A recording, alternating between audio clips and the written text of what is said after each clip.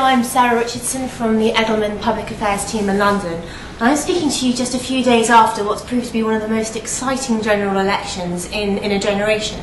For the first time in 36 years, Britain has a hung parliament. Basically, no one party has achieved enough seats in the election which took place last week to actually form a government. And currently, the three main parties, the Conservatives, the Labour Party and the Liberal Democrats, are locked in negotiations on a one-on-one basis to try and find out if together they can form a coalition government.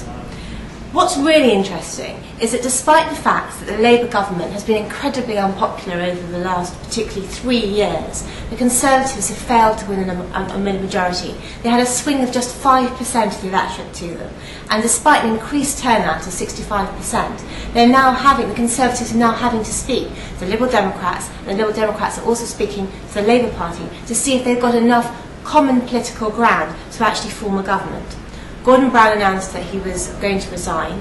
which means it could be another 4 or 5 months before the Labour Party has a new leader, which means a lot of these negotiations are now happening with the prospect of Britain not having a Prime Minister if the Labour Party are to form a coalition with the Liberal Democrats for another few months. And then the Conservatives and the Liberal Democrats are having to decide whether, having been at daggers drawn over the last year, whether they are able to now work together to build the stability and the kind of government that Britain needs to help tackle the current economic climate.